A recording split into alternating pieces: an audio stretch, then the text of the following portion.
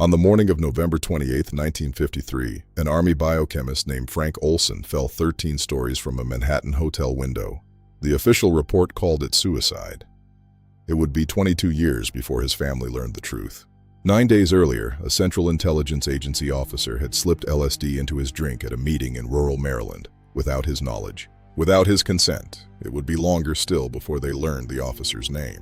His name was Sidney Gottlieb, a small, neat man with a foot prosthesis and a slight stutter. He raises chickens, he grows roses. He does not look like a poisoner. Project MKULTRA ran from April 13, 1953 to January 1973. This was a program of secret research and behavioral modification, a program that would change lives forever.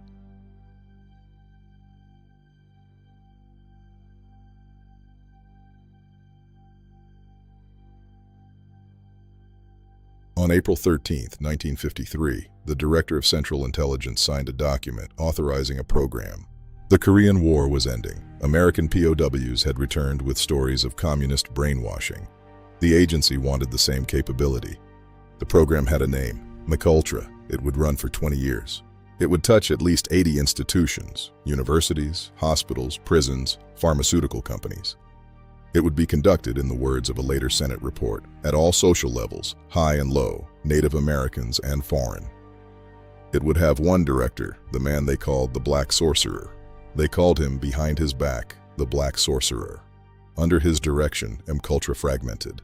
It fragmented into at least 149 subprojects: hypnosis, sensory deprivation, electroshock, truth serums.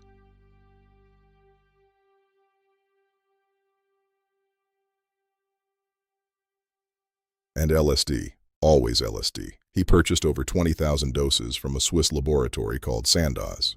He dispersed them through front organizations into universities, hospitals, and a row of brownstones in San Francisco. They called the program Operation Midnight Climax. The CIA ran brothels as observation posts. Sex workers were paid to lure men inside. The men were dosed with LSD. The men did not know. They were, in the agency's own words, unwitting subjects in social situations. Some had bad trips, some had worse, some never came back to themselves. In November 1953, a group of CIA and Army scientists met at Deep Creek Lake. Frank Olson was among them. Frank Olson worked at Fort Detrick on biological weapons. He was a colleague, a peer, not a target. 20 minutes after he drank, the men around the table told him what was in the glass. In the days that followed, Olson grew agitated, paranoid. He told his wife he wanted to leave the agency. He was taken to New York to see a doctor the agency had selected. He was put in a hotel room. On the 9th night, the window opened. The window emptied. Frank Olson was gone. In 1975, his widow, Alice Olson, learned the truth. A presidential apology followed. In 1994, his body was exhumed. The forensic pathologist found bruising on the skull, inconsistent with a fall. The case was reopened. The case was closed. The case has never, in any final sense, ended. In January 1973, the outgoing director of the CIA, Richard Helms, ordered MKULTRA's records destroyed. Sidney Gottlieb supervised the burning. 152 subprojects worth of paper went into the flames. Approximately 152 subprojects worth of paper went into the shredders. It would have ended there, except for an accident. 20,000 pages of financial records had been stored in the wrong office. They had been missed. 20,000 pages, that are how we know. This was the accident that told us.